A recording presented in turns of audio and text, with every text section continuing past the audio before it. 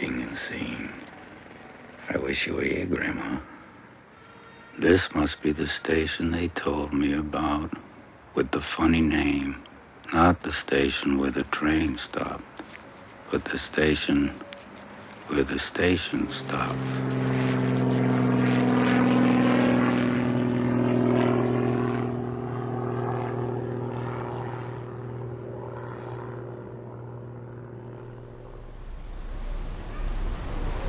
Avec mon retour à Berlin-Ouest,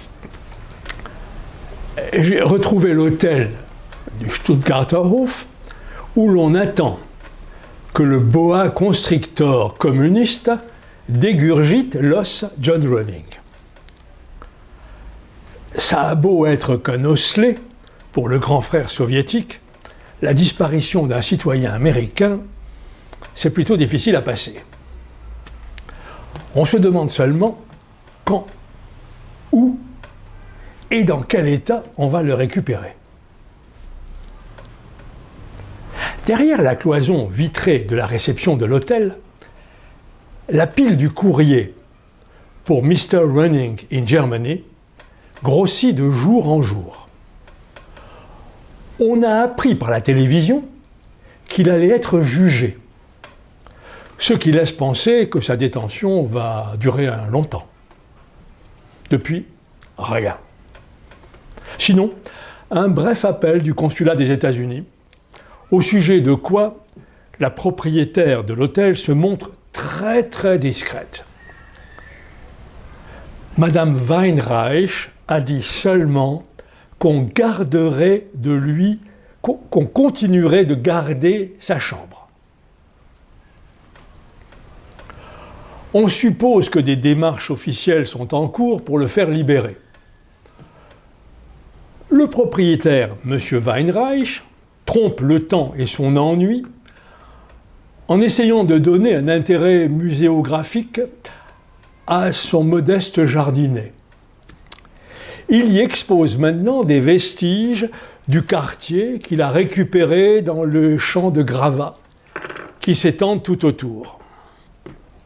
J'ai noté une vieille voiture d'enfant criblée d'impacts de balles.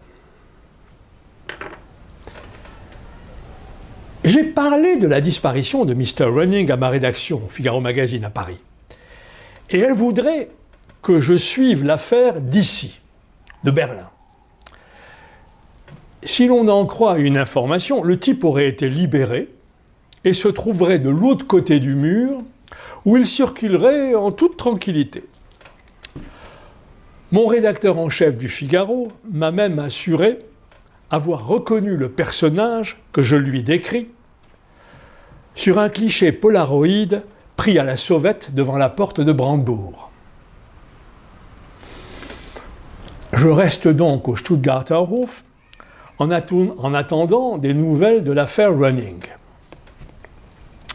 L'occasion pour moi de vous décrire un peu cet endroit hors du monde où nous avons atterri, Guy, le photographe, et moi. Quand on a poussé la porte vitrée de cette ruine, qui fut avant la guerre l'un des 3 grands hôtels de la capitale du Reich, on pénètre dans un endroit qui tient davantage de la pension de famille que du palace, avec son mobilier d'un autre temps, ses petites vues alpestres sur du papier à fleurs, ses petits napperons un peu partout, depuis le vieux poste de radio en bois verni der Volksempfänger, le récepteur national, avec son gros bouton central allumant lorsqu'on le tourne un œil vert qui parle du nez. Alors, vous voyez, jusqu'aux morceaux de rideaux dépareillés qu'on voit un peu partout aux fenêtres. Tout dans cet intérieur d'hôtel conspire à former un hymne mélancolique, une 5e symphonie du bien-être de la petite bourgeoisie allemande avant la guerre. Cet endroit nous a séduits.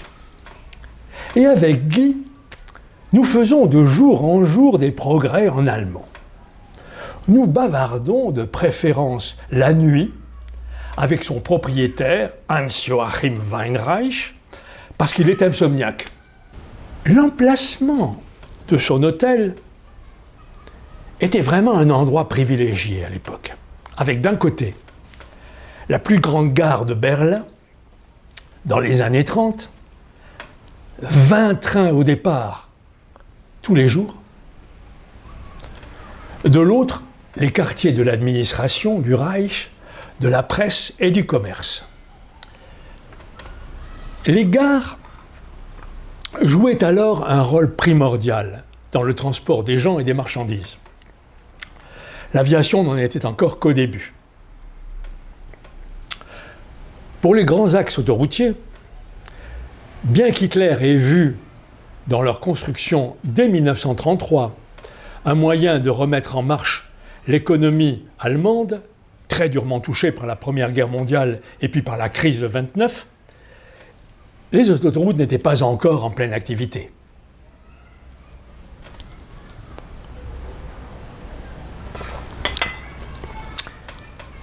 Les parents de l'actuel propriétaire avaient pris en 1907 la gérance de cet hôtel, construit par la compagnie d'assurance Allianz und Stuttgarter Verein, dont le siège se trouvait à Stuttgart, d'où son nom, Stuttgarter Hof. C'était d'abord un hôtel de confort, et le luxe y était vraiment rentré en 1936, l'année des Jeux Olympiques, celle du grand boom de l'hôtellerie berlinoise. À l'époque, me disait l'actuel propriétaire, les Juifs qui le désiraient pouvaient encore quitter librement l'Allemagne. Après avoir versé à l'État une taxe, à l'État nazi, une taxe sur l'émigration. Ils la quittaient généralement en vendant leurs biens. C'est ainsi que nous fîmes l'acquisition, en salle de vente, aux enchères, de quelques belles pièces de mobilier, dont on peut voir les restes encore dans le hall d'entrée, le hall de réception. Des tableaux et des tapis, des gobelins qui ont décoré les salons jusqu'à la fin de la guerre. En effet, l'hôtel Stuttgarter Hof a connu des années de gloire de 1936 à 1939. À la veille de la Deuxième Guerre mondiale, la capitale du Reich était entrée dans une période d'extraordinaire effervescence. Bien sûr, elle n'avait rien à voir avec la période précédente. C'en était fini de la bohème, des cafés, des cabarets. La scène artistique cosmopolite avait émigré avec les grandes galeries d'art et les mouvements d'avant-garde. Par contre, avec les sessions du Reichstag et la proximité de la chancellerie, à quelques centaines de mètres de là, l'hôtel voyait affluer de plus en plus d'hommes politiques, députés, responsables du régime nazi, gros pontes, etc. Le matin, au petit déjeuner, me racontait mon hôtelier, on ne voyait accrochés au pater des porte-manteaux du hall d'entrée que casquettes galonnées, manteaux de cuir vert de gris et vestes brunes. C'est dans ce sentiment d'effervescence qu'a commencé la Deuxième Guerre mondiale.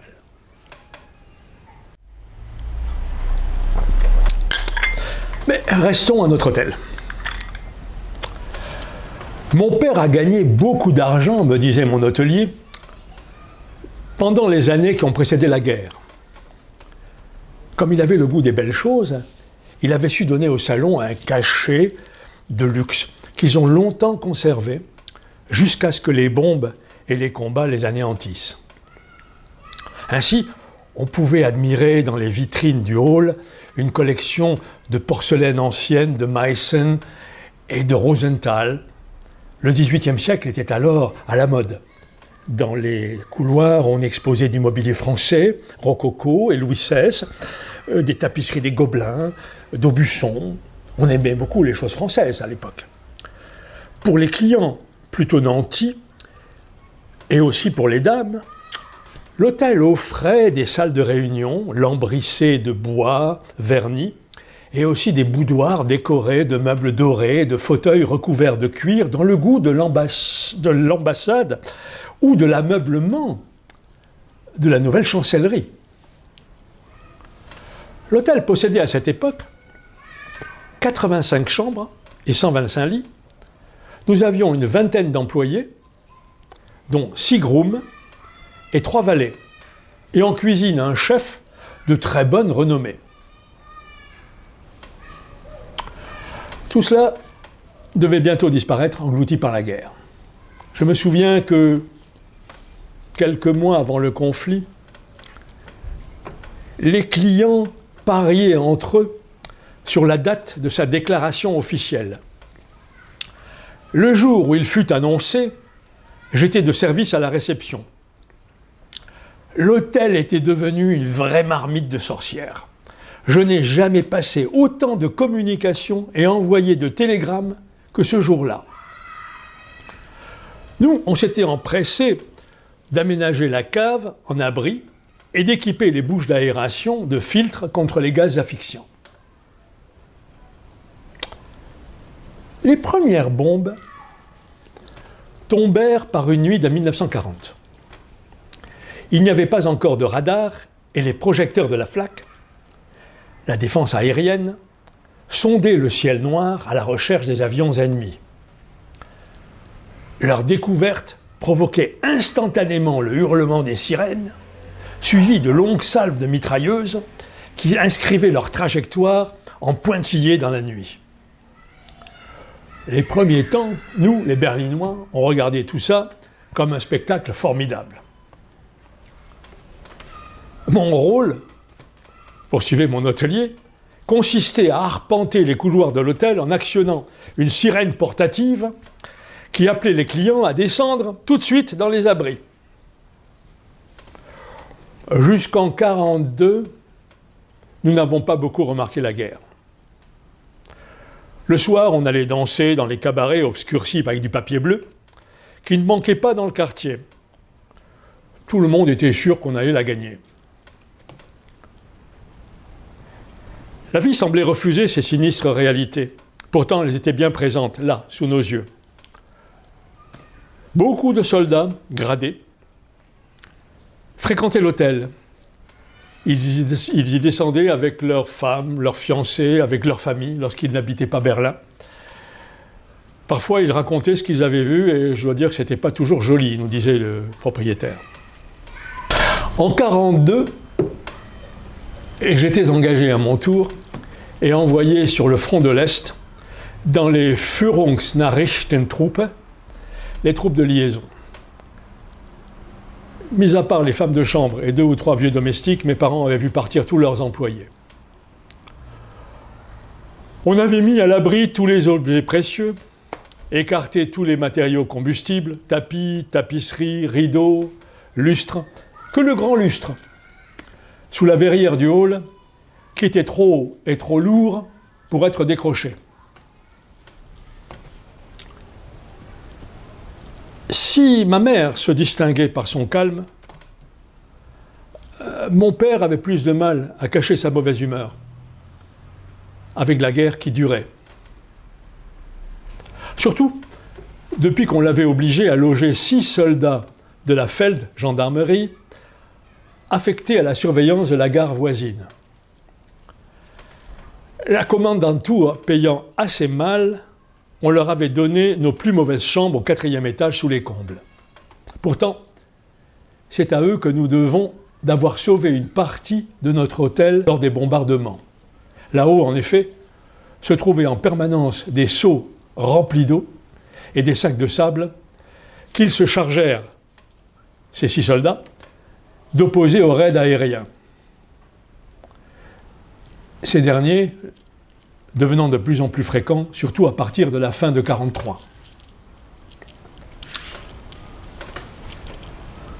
Bientôt, nous eûmes droit à notre lot de bombes quotidiens et surtout les bombes au phosphore qui brûlaient lentement en commettant les pires dégâts. C'était comme un champ d'étoiles dans la nuit quand on les voyait brûler, les appartements autour de nous, tous les intérieurs. Mais nous n'avions plus le temps, ni le cœur, ni l'esprit pour nous arrêter à de tels événements. Les premiers réfugiés de l'Est commençaient d'affluer, avec parmi eux de nombreux soldats de nos armées en déroute, qui n'arrivaient pas toujours à cacher les horreurs auxquelles ils avaient assisté. La fin désastreuse de la guerre était prévisible. C'est au début de 1945 que débuta la grande offensive russe sur Berlin. La fameuse Heldenklau, qui devait enserrer la capitale comme dans une tenaille et la forcer à se rendre. Les derniers clients avaient quitté l'hôtel, qui n'abritait plus que notre famille et des soldats déserteurs, décidés à se battre jusqu'au dernier. On craignait en effet que les tireurs de l'armée soviétique se servent des toits de l'hôtel comme d'un point stratégique pour viser le quartier général de la chancellerie qui se trouvait pratiquement en face maintenant, puisque tout était détruit autour. C'est ainsi qu'un type abattu tombe à un jour du toit, entre les décombres, pour rester dans le lustre suspendu du hall, où on voyait longtemps dépasser uniquement ses pieds.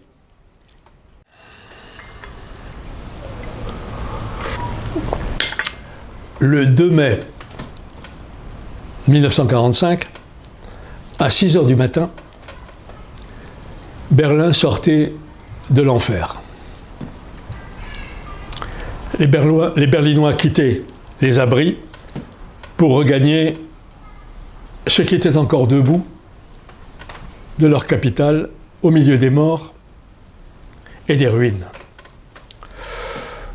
Du Stuttgarter Hof ne restait plus qu'un pont calciné de l'aile gauche et le hall de réception où l'on avait oublié sous les décombres le lustre qui portait toujours le soldat abattu. 3 jours durant, les Russes usèrent de leur droit de vainqueur. Ce furent des scènes terribles qu'on aimerait vraiment oublier, où ceux et celles qui ne trouvaient pas la force de supporter tant d'horreurs se donnaient la mort. Combien se sont jetés par les fenêtres de ce qui restait de notre hôtel.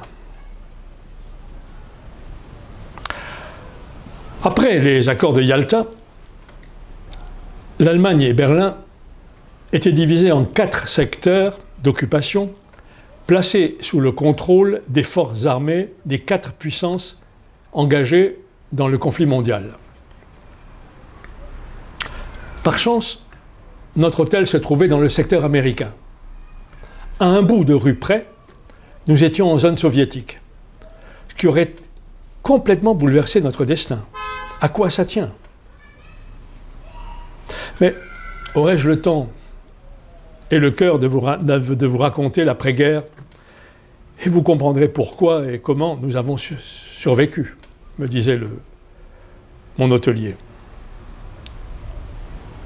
Nous en étions à ce point de son histoire lorsqu'un samedi matin, un 5 mai, à 7h30 précisément, tandis que Guy et moi étions assis devant notre petit déjeuner, la porte vitrée à 2 battants s'écartait brusquement pour laisser passer un petit homme barbu, à l'air fourbu et surtout frigorifié. Pourtant, dans ses yeux brillants, sous des lunettes à monture noire réparées avec du sparadrap, on lisait la détermination du paysan du Middle West. Mr. Running is back. Du hall de réception à la cuisine, ça n'a été qu'un cri. Les 2 dames qui préparaient les plateaux se sont précipitées oubliant sur leur fourneau café, lait, chocolat, guiches jetés sur ces appareils, dont ils ne se séparent jamais, une cliente matinale arrivée la veille au soir du secteur soviétique et qui savourait son premier café de l'Ouest, en observant avec mélancolie l'anémie des géraniums sur le bord de la fenêtre de l'hôtel, a posé sa tasse pour saluer d'un applaudissement frénétique l'entrée triomphale de Mr. Running. Après quoi, elle s'est levée précipitamment pour lui serrer ses deux mains qui pendaient, confuses et gelées, hors des manches trop longues de son vieux paletot. D'un geste qu'elle a vu faire, m'a-t-elle dit plus tard, à la championne de Formule 1, Ingeborg Kramp-Schröder, pour saluer sa rivale malchanceuse lors du Grand Prix de 1957, sur le circuit de Nürburgring. Il ne manque que la fanfare de Kreuzberg, si tant est qu'il en existe une, pour couronner la scène du retour du héros. Tout le monde parle en même temps. Mr. Running, que personne ne comprend, car il parle allemand avec un très fort accent de Milwaukee. Les deux serveuses, surexcitées, qui colportent leur version des faits de table en table, et on s'embrouille, nécessairement, un peu. La dame de l'Est, qui raconte à son voisin, un jeune homme blond avec une tête de lapin sous une casquette tibétaine, à grand renfort de gestes et de détails, comme s'il était le premier homme de la tribu des Tatouines qu'elle eut rencontré dans sa vie, sa propre aventure en franchissant hier la frontière entre les deux Allemagnes. Car l'hôtel, il faut le préciser, étant à 2 pas de Checkpoint Charlie, il est devenu le point de chute des ressortissants de la RDA autorisés à quitter le pays, essentiellement des retraités, qui attendent dans cette ruine que leurs familles de l'Ouest viennent les chercher. On bout d'impatience que la patronne soit levée pour savoir davantage sur les tribulations de Mr. Running. Elle parle couramment l'anglais, m'assure en pinçant les lèvres l'une des 2 dames du petit déjeuner. En attendant qu'Helga Weinreich soit descendue, Mr. John Running s'est laissé tomber sur un siège en face de moi, épuisé et affamé, encore plus ratatiné que d'habitude dans sa veste à carreaux, trop serrée, et son vieux paletot poivre et sel, ses pantalons tire-bouchonnants à l'infini sur ses godillots crottés. Et il m'a raconté, en avalant mon café, mon croissant, mon jus d'orange et mes tartines beurrées, toute son histoire, telle que je devais la rapporter au Figaro Magazine, et que je l'ai narrée en première partie de ce récit dans l'affaire Runnings à Berlin. Voilà. Toute l'histoire et tout cela se passait au printemps 1983, époque de tension entre le monde atlantique et le bloc de l'Est, dont le centre névralgique était alors Berlin. Enfin, voilà, chers amis, ce qu'était le climat, l'atmosphère de l'Allemagne de l'époque, et surtout de Berlin, un monde hors du monde. J'avais l'habitude de dire à mes collègues que ce n'était pas la peine d'aller en Chine. On avait un dépaysement total, on était sur une autre planète, à 1000 km de Paris. Tout cela, bien sûr, s'est effacé avec le temps. La vie s'est normalisée dans la capitale de l'Allemagne, et aujourd'hui, il s'y déroule d'autres histoires que je vous raconterai de prochaines fois. En tout cas, je vous dis à la prochaine fois, chers amis, et à bientôt.